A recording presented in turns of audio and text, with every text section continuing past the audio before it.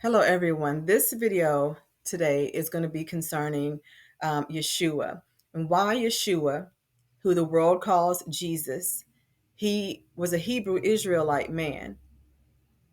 So his Hebrew name is Yahshua. Why would a Hebrew man attach power to a Gentile name, Jesus? Jesus is a Gentile name. It's a name that the Gentiles gave him. So why would he attach power to the Gentile name? So I asked the Lord a lot of questions, and one of the answers He gave me, He gave it to me in a dream that I had. It's the hell dream. So if you haven't seen those videos, if you watch those videos, a lot more will make sense. This is one of the subsequent videos that I'm doing about some of the things I learned in that dream. But one of the things I learned is why Yeshua attached power to the Gentile name Jesus that the Greeks gave to him. The reason why is because let's just go back a little bit to Deuteronomy 28.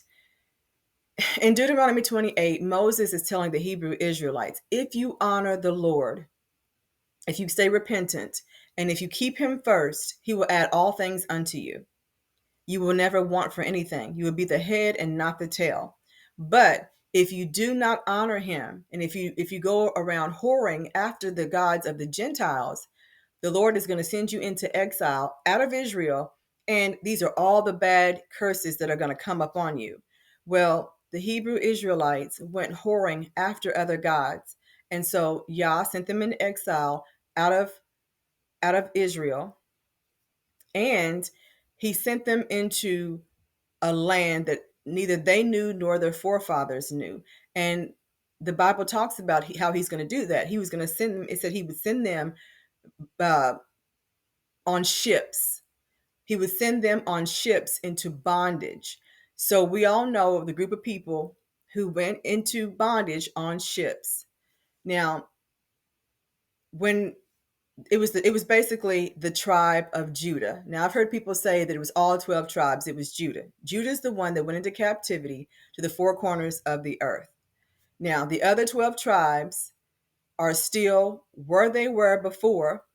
They went into exile out of Israel into Africa. So they're still into Africa. Now, of course, there are exceptions to every rule because some people have left Africa, come to the United States, but as a whole, the other tribes are still in Africa. They fled into Africa because they look like those people. They were fleeing persecution. They did not know about the United States at the time. Ham had come into the United States, the tribe of Ham, but Shem, the Hebrew Israelites, were in Israel. They were in Israel. So anyway, they're going through Africa, and the Africans, and this is all from the mouth of Africans and their ancestors, and even books when they've written, they said these people look like us, but they dress differently, and we don't know where they came from. They were the Israelites who looked like them, but were a different people because remember, the Lord has his own people who are set apart. So the 11 tribes are still there. Now, the tribe of Judah was the worst. Their sins made the Lord so mad that they actually went into captivity across the four corners of the world and in different countries, different continents. Well, these people, along with the other Hebrew Israelite tribes, there's like a remnant, only a small remnant of people who still remember who they are. Most people have forgotten in all of the tribes.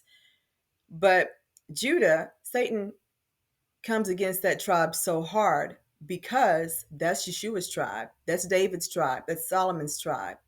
So he hates Judah. He hates all the tribes, but he does not like that bloodline, Yeshua's bloodline. So he tries to get these people to mix their bloodline among the Gentile seeds, because he knows that his bloodline is upon this earth.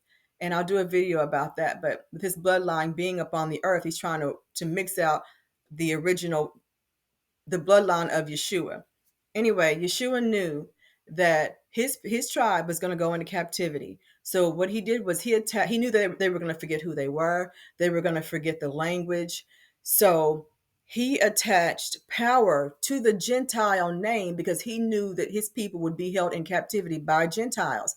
And the only way they would be able to call on him, because they would forget his Hebrew name, is by calling on the Gentile name, Jesus.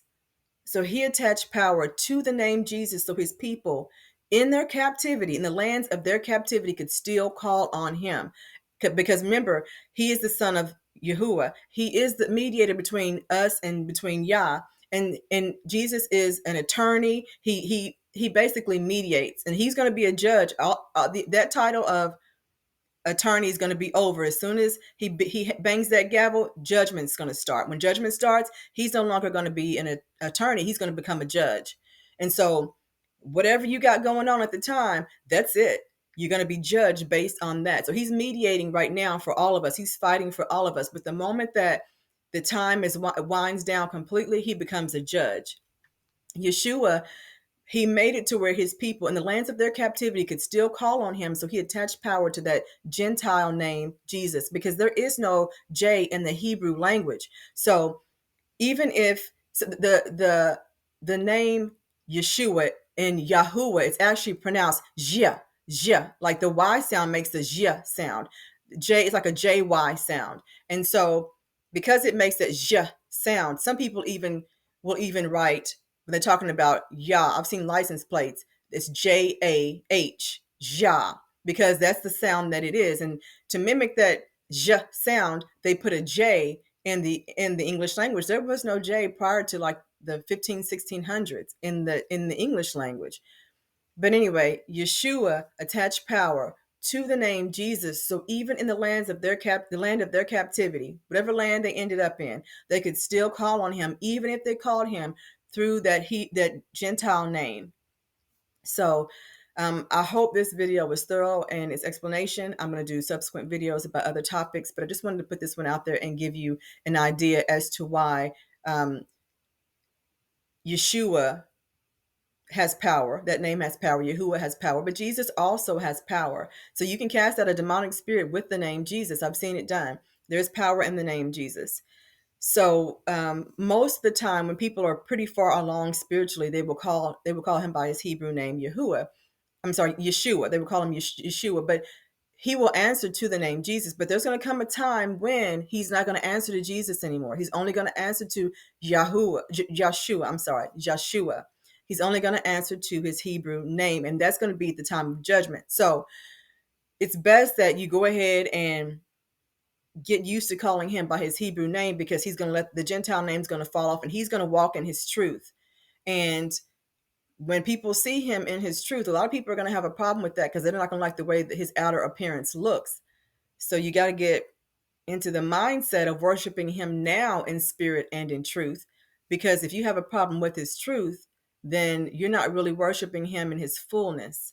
And that's a problem a lot of Gentiles are going to have, because and I hate to say this, and I really, really hate to say this, but because of colorism in the African American community, a lot of African Americans are going to have a problem with it too, because of colorism.